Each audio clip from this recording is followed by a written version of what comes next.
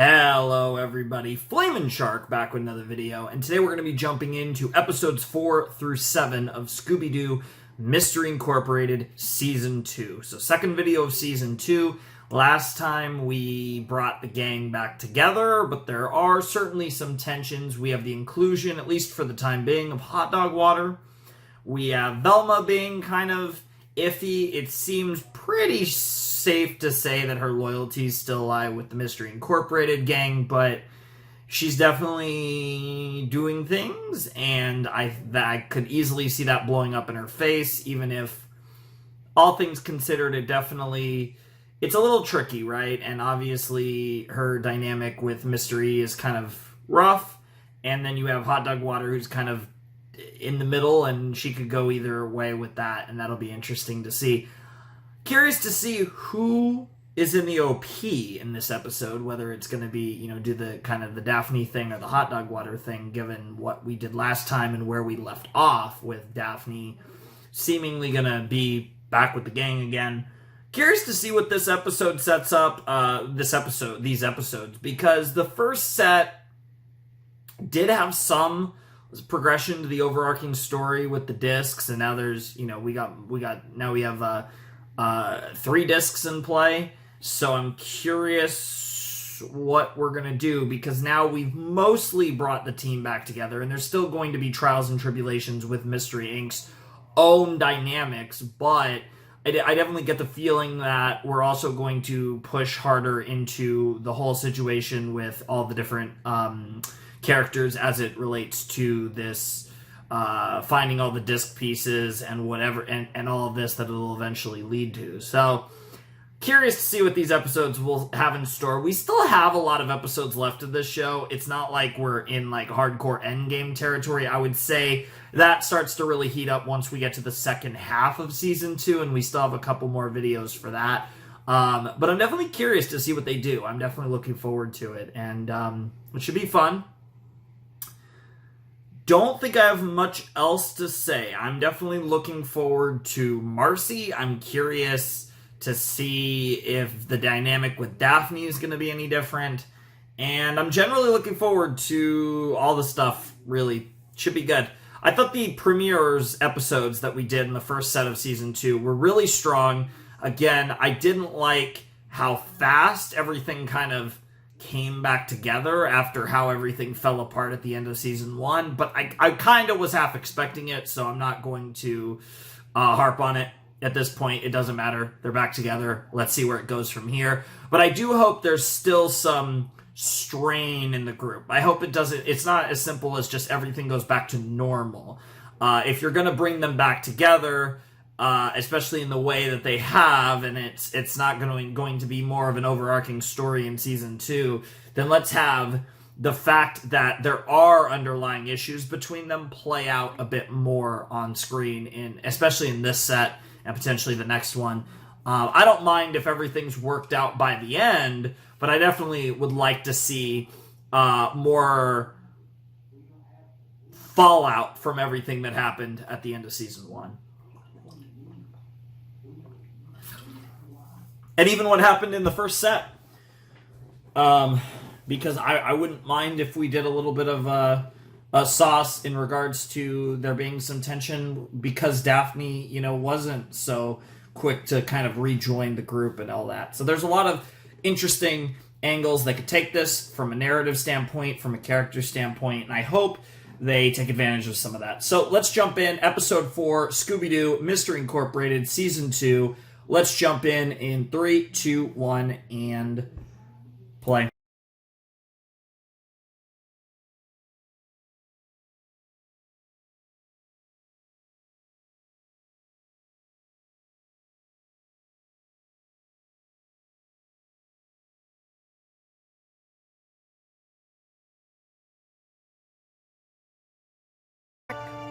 Bullshit. Absolute bullshit. Nope, don't buy it for a second. Do not buy it for a second. Absolutely no fucking way. That is way too convenient. I do expect to see them, but not like that.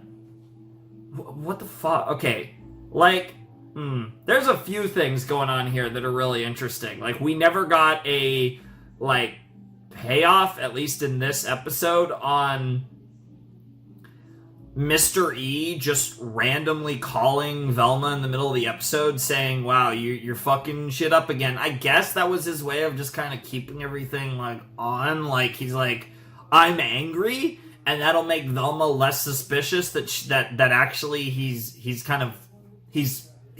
everything's going as he foresaw, as he's foreseen. So I guess that's probably what that angry call was about. It was just a way to kind of keep her, like, docile, like she's not like overthinking anything. He's angry, he's upset because I'm not doing what he wants me to do. I guess that makes sense. Marcy just being a fucking brilliant actress is a whole nother story. That's great. But the fuck? That was weird. I don't know. You guys probably couldn't hear that, but if you could, then it was a fucking weird sound coming from over here. But it could have been my computer, because my computer's right over here, but I think it was like through the other wall, but I can't imagine what it could have been, honestly. Regardless, it was a little slightly concerning. I don't know. That was an interesting episode. Like, I don't mind the explanation being weird, but I do feel like Scooby-Doo does kind of toe the line a little bit, but I feel like usually Scooby-Doo tries to keep its explanations in the realm of realism, right? Because the whole gimmick with Scooby-Doo is we do things that are... The gimmick with Scooby-Doo is we do things that are... that look supernatural and impossible, but they always find out that, in fact, it actually was something normal. Like, it wasn't anything crazy. It was more something that was just kind of strange in the sense that it was, there was a lot of smoke and mirrors. It's all smoke and mirrors in Scooby-Doo. And I feel like this one was like one where the explanation was not really even smoke and mirrors. Like, the explanation was everything you were seeing was actually happening. And that's like, and I got like dreams, right? And they played off the idea of, like, again, of REM sleep, and the idea that if you can, kind of manipulate your sleep patterns to act in a certain way, you could kind of end up in a dream that has a higher sense of control with a certain type of sleep and all that garbage. And it's like, it's kind of like pseudoscience, where it's like they're using a lot of real science to make something sound more realistic than it really is. And they obviously threw he spent millions of dollars on this helmet kind of excuse in there too. It just felt weird because I feel like Scooby-Doo, it usually tries to be a little more realistic than that. I know that sounds silly with this show, but it really just Scooby-Doo in general. It felt odd. Like, I thought it was a cool episode. I thought it was fine, but it was like... I felt like I liked everything else about the reveal was great. The left-hand, right-hand thing was brilliant. Like, I actually thought, that episode was really close to being really great. It was still pretty good, but I definitely think it was just slightly off from being awesome. I don't know. That's just me, though. It was still a fun episode. I enjoyed the Dreamweaver thing, and, it's kind of a cliche, especially in Western animation, that, like, every cartoon ever has to make a D&D episode. This was the D&D episode. It's kind of a rite of passage at this point. Any cartoon that has enough episodes will eventually cover Dungeons and Dragons in some form or fashion. I could run through the list of cartoons I've reacted to, and a lot of them have done a Dungeons and Dragons episode. But the ones that jump to my mind are Gravity Falls has definitely done one. MLP has definitely done one, obviously here. And it's one of those cliches that, like, I'm sure people appreciate if they're fans of D&D. For me, as someone who who's never played D&D personally, it's kind of like, it's so I get that it's like one of the most famous and most popular games of all time, but it does feel like a little overplayed in these shows. Now, admittedly, again, this was many years ago, so I don't mind it as much to see it in a show from like 2010 as I do, or the second season might be like 2011, 2012. I don't know when season 2 came out, but back then it wasn't as overplayed. Whereas now I think like if I see it in a cartoon from like this decade, it's just like, oh god, I don't want to, because there's been way too many. But it's one thing if the entire series is based on Dungeons and Dragons, which we do actually have a Western series that I'll be getting back to fairly soon for its second season, that is. But yeah, fun episode, a little weird. I do like the character developments as it pertains to Hot Dog Water and Velma and all that stuff. I thought that was cool. And the ending, we actually got a bit of a cliffhanger-y ending with Fred's supposed real parents, Judy and Brad, showing up. I don't buy it. I think these are plants sent by Mr. E. I mean, maybe they really are Brad and Judy, but it just reeked of insincerity on so many levels, and I guess we'll see where it goes. And just the way it was like, yeah, we're your parents, and just like, yay, like that just felt so wrong. So could be wrong, maybe they really are, but I would at least give it a couple episodes before I trust that, if not probably the entire time. So yeah, let's check out episode 5 of Mystery Inc. season 2.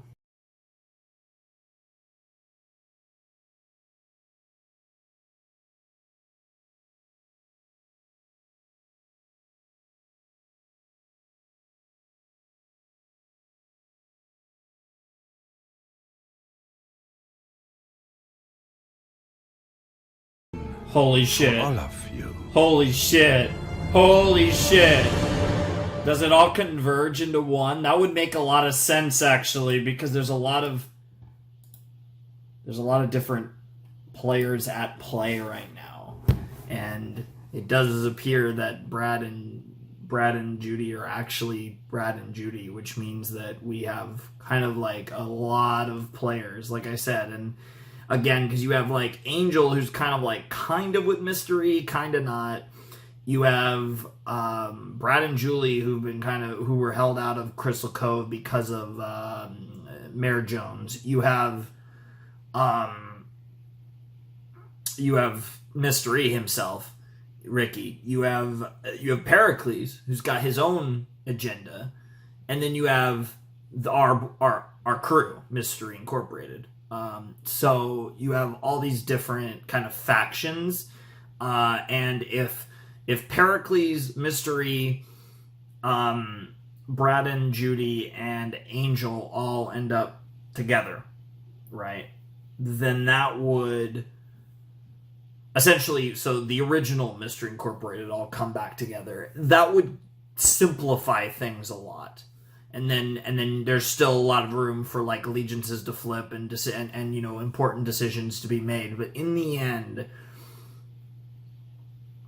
what it feels like we're getting at is, regardless of whether Pericles actually wants whatever comes of the planispheric disk, Mystery, and anyone else wanting whatever comes of the planispheric disk, it seems like they're all going to be in agreement on the fact that none of them want the new Mystery Incorporated to end up getting all 6 pieces of the disc.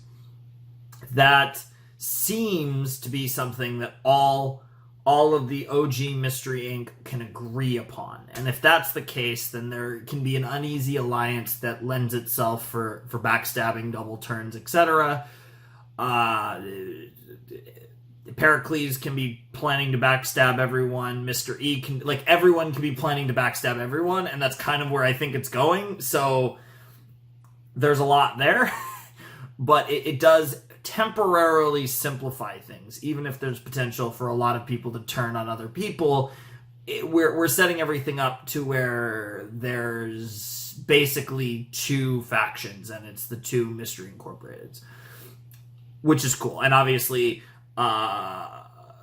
Mystery has Marcy, in his back pocket, and she also could always turn on him, but she's kind of a wild card in all of this because she clearly has a big role to play in season 2, and it's very clear that role, it wasn't just in the early episode. She clearly is going to have a role to play throughout this show in its second half, so I'm excited for that. What I'm not excited for is Nova, because that dog is not cute. I don't care what anyone says, that is not a cute dog, and I do like narratively how and Velma even brought it up, how Scooby getting overcome with love mirrors season 1 when Shaggy was, the Shaggy stuff, right? Where it was like Scooby got jealous of Shaggy and Velma, and now Shaggy's getting jealous of Scooby and Nova. So I do like that parallel. And obviously it's a dog, so it's just dog. Like, it's not like she talks or anything, so there's no like character or anything going on here. It's just a dog. But it should be interesting to see like where that goes. And yeah, that was a pretty fun episode all around of Scooby-Doo. I thought it was interesting, and it kind of was turning me both ways. I think I'm probably just not going to try and make as much out of the previously on. I mean, I could maybe skip those if they're going to be every episode, but again, they are relevant for a reason. Maybe watch them in the first episode of a set and then skip them. But again, they're bringing up stuff that's not even from this set. It's not like they're recapping the previous episode or anything. They're just bringing up certain moments from the past that, they feel irrelevant to be reminded upon for the audience. But whatever the case may be, though, I did really enjoy that episode. I thought it was a fun episode, cheese themed, which, like, why not? That's kind of cute, and it kind of had me going back and forth. And in the end, I was like kind of right, but I had kind of already moved off of it. So like it worked out in a lot of ways. I did really like how they did that, and of course, the idea is that there's definitely something actually supernatural going on with these disc pieces, because the planispheric disc pushed this man towards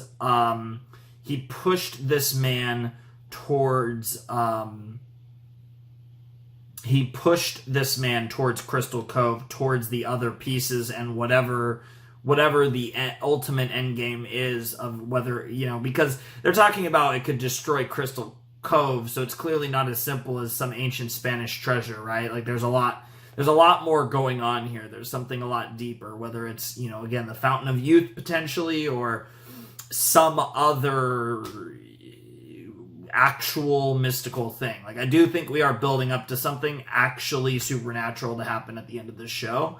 But whatever the case may be, it should be really interesting.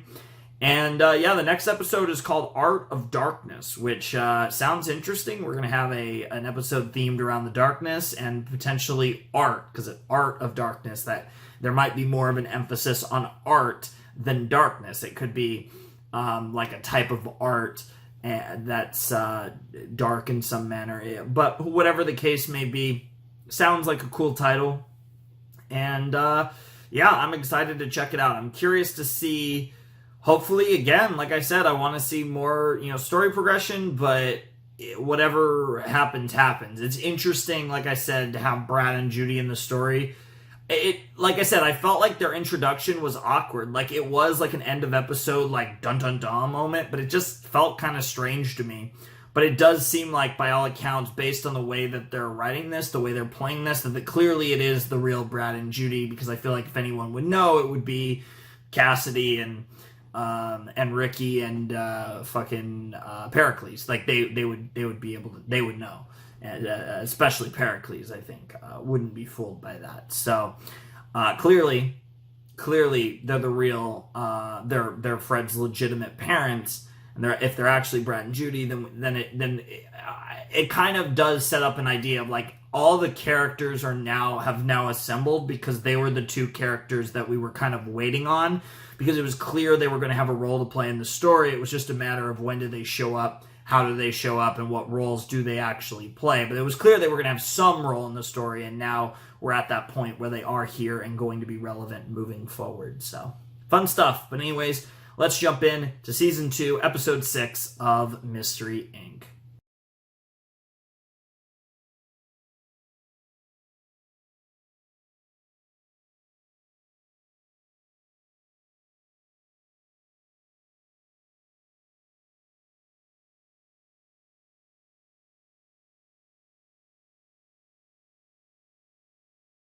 Ooh, okay.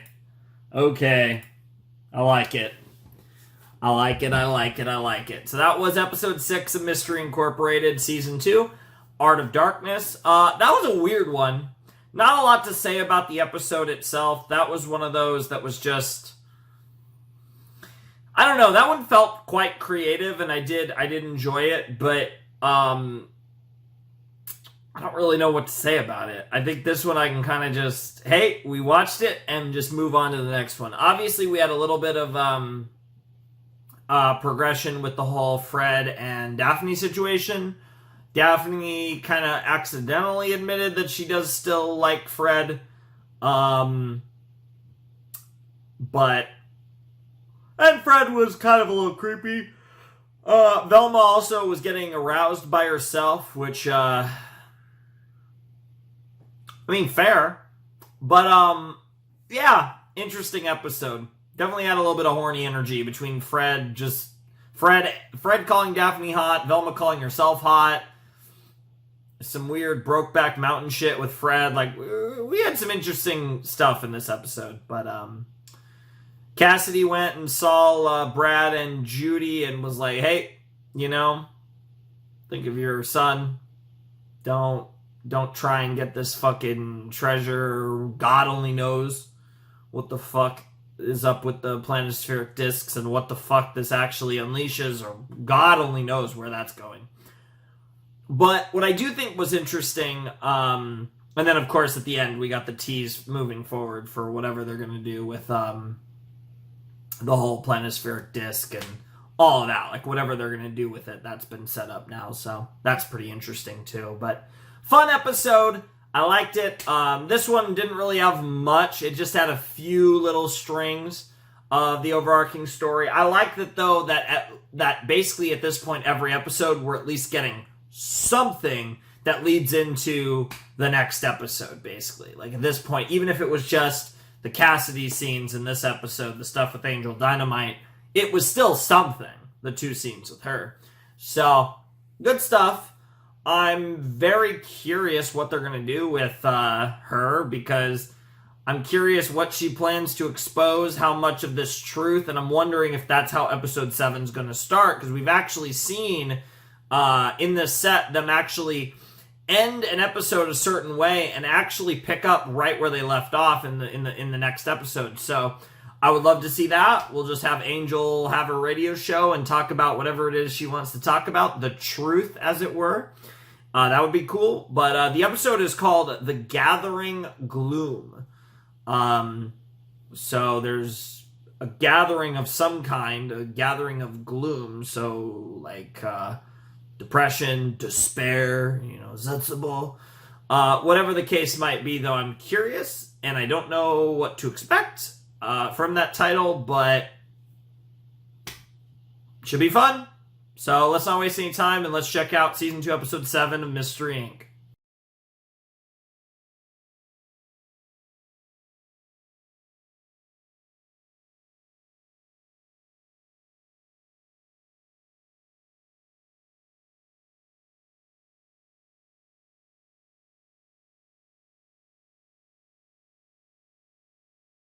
All right, let's get it. Okay, holy fuck. Okay. I'm not saying that was the best episode of Mystery Incorporated, but it might have been my favorite. What the fuck? That was fantastic. I don't know what I was expecting going into that, but everything from the fucking previously on, and they literally just showed fucking Scooby and Shaggy eating everything. And you kind of already knew, okay, this is going to be something fun. And then it just got better and better. I guess it was the European episode. We had a European villain and we had the Danish chicks. But what the fuck was any of that? Again, that actually felt like a bit of an acid trip. It was kind of it definitely felt like an episode that was making fun of it. I guess it kind of gave me Ember Island Players vibes just a little bit. I mean, it's a very different kind of thing, but certainly there were some Ember Island player vibes in this, which Also makes me wonder if the show... I would be a little surprised if it happens this early in the season. I'd be very happy about it. But it almost makes me wonder if everything from this point on is going to be so fucking serious and, like, really fucked up and dark that they wanted to have a super fun episode where they could kind of make fun of, like, Scooby-Doo as a concept and as well as Mystery Incorporated and just the general show before it felt completely out of place tonally. And if the ending of the episode was any indication, shit's gonna get really fucking serious really fast, because we are talking about possibly killing Cassidy. I don't know if that's actually what Pericles and Ricky mean, but if it's very possible. But whatever the case may be, I really like how this episode, it kind of just was like, hey, you know, here's some hot girls, the hot blonde European chicks. They don't even talk, so they're perfect. They feed you, they don't talk, right? It's like all the memes. And then Velma, who is the goat, of course, goes off and solves the mystery from, like, the beginning. She's just like, it's clearly the fucking evil dude, and everyone, and of course, to kind of play into the joke, everyone's like, no, it's never the guy that looks evil. It's never the obvious suspect, so no way. And of course she was right. I'm so glad she was right, and they didn't pull the double fake where it's like, no, it actually wasn't him all along. I'm so glad it actually was him, because I think that makes the joke play a lot better. And then, for whatever, but, like, there were just so many meta moments. Like, we were just making fun of all the characters, making everyone besides Velma and Scooby look like fucking idiots. Dude, Sheriff Stone got to shine, actually arrest someone, but they still took it out from underneath him because the poor man can never have his way. But, like, even the kind of serious scenes, like the Velma scene with Mr. E, even there was, like, fucking jokes, because, like, he fucking walks out she's walking down the street in the middle of town, and he just walks out from behind her, from behind a tree, and she's like, what the fuck, were you just standing there? And he's like, yes. It's like, what? Like, I mean, that is some fucking, like, fucking dumbass shit, but the fact that they actually called out that shit, especially in an actual serious scene, fantastic. Fan-fucking-tastic. I loved it. That was awesome. That was so cool. So, fantastic episode. I mean, a great way to end the set. We got some interesting progression. Obviously, the big thing to come out of the set was Brad and Judy, but things are moving along, and we've kind of, at the very least, Pericles and Mr. E have united. They're working together now, and it looks like they're going to take out Cassidy. It looks like Brad and Judy are kind of got their own thing going on.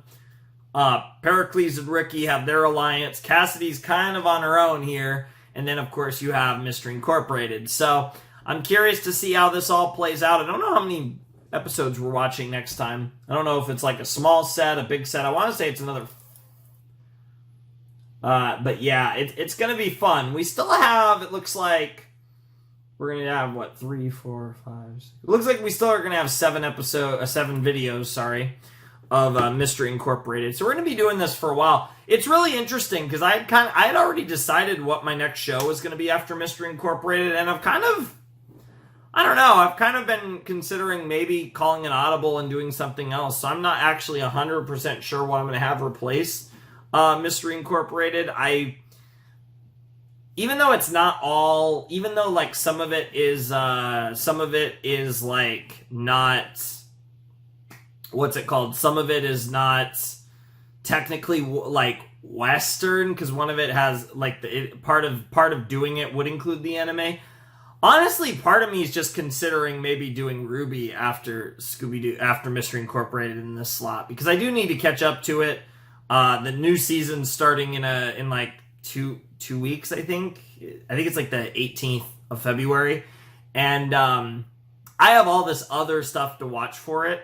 And I was thinking that my plan with Ruby that I've been thinking about was, I'm obviously doing all this Western catch-up where I'm going to do, like I'm doing Inside Job, and I'm going to do, like Vox Machina, all this shit. And basically, it's probably going to be shortly like during Vox Machina, so it's going to start shortly before, but March comes in like a lion. I'm going to start on Mondays starting March 20th, and that's anime, so it's not a Western thing. But that's essentially going to more or less replace the Western catch-up Sundays. And kind of my thought was just that once I finish March Comes In Like a Lion, then I'll dedicate a day in the week to catching up to Ruby at that point. But I don't know. I might just do it as the Western series, because I do really want to get to that, and part of the reason I decided to do Mystery Incorporated when I did was I don't particularly feel in a rush to do, like, any new Western stuff. There's definitely stuff, but, like, the series that I've been considering, Mystery Incorporated was something that's been on my list for a long time. That's like an older-ish series. It's not super old, but I'm saying there's nothing recent that's topical that everyone's coming over, right? Like, there's no Invincible or Arcane or Owl House or Amphibia. There's nothing that I've really been seeing, like, a lot of people, wanting me to do or anything like that, so that I haven't already done. So I'm kind of in this weird spot with the Western slot where it's probably either going to be one of the older cartoons that I never saw when I was a kid, or I have a few that are more recent that are on my list that we'll probably get to at some point. But there's nothing that feels urgent. So I'm kind of... It's kind of up in the air still. I have a show, it's an older cartoon, that was kind of the thing that I was most likely going to do to replace Mystery Incorporated, but I don't know. I might call an audible there, because I don't have anything that I feel like I need to get to really soon. And that's the thing, is that I'm trying not to plan, like, the Western slot too far in advance, because with the anime, I'm like in an eternal game of catch-up. There's so many anime I want to watch. There's always new stuff coming out that I want to check out, too, so it's eternal catch-up. But with the Western stuff, a lot of it I've seen or whatever. There's a lot of stuff that I'm waiting for new seasons of, but I don't know. It's an interesting thing. It's an interesting thought. So, yeah. That was a bit off topic, but this episode was fantastic. So, that's really what it comes down to. I appreciated again, I wouldn't go as far as to say it was parody, but there were a lot of moments in this episode that made me feel like I was watching, like, Mystery Incorporated, the abridged series or something, right? Just a lot of gags, a lot of jokes that feel like the type of humor that you'd see in an abridged series that harkened back to, Yu-Gi-Oh! Abridged, for example, because that's more my speed. I obviously, Team 4-Star with, Dragon Ball, of course, abridged is legendary as well, but I've never been a big Dragon Ball person, so I always kind of more lean towards Yu-Gi-Oh! Abridged than Dragon Ball Abridged, just because I'm more into Yu-Gi-Oh! Than Dragon Ball, but you get the point. Very abridged series vibes, for sure. But yeah, that's pretty much it. Very fun set. I did enjoy it. I'm excited for next time. I'm curious what's gonna go down next time. I'm curious where this show's gonna go, because in the end, it's all of the old Mystery Incorporated potatoes are playing their own games. They're all trying to win this game, and Mystery Incorporated is just kind of doing their own thing, living their life, dealing with everything that's going on with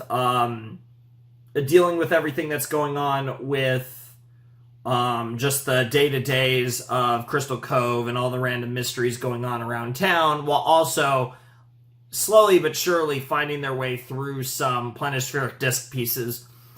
But we'll see where it goes. We still have, like I said, 7 more videos and 19 more episodes. So that should be interesting. I'm definitely excited to see what the final 19 episodes of Mystery Incorporated have in store for us. But I think that'll do it for this video. So if you guys want to support the channel, my Patreon's down below in the description. My Discord server is also down there if you want to check that out. But, yeah. I think that'll do it. So, alright everyone, without any further ado, it is time for me to bid you adieu. The Flaming Shark signing out. Hope you guys have a wonderful, fantastical day, and I'll see you next time with another video. Thanks for watching. Peace.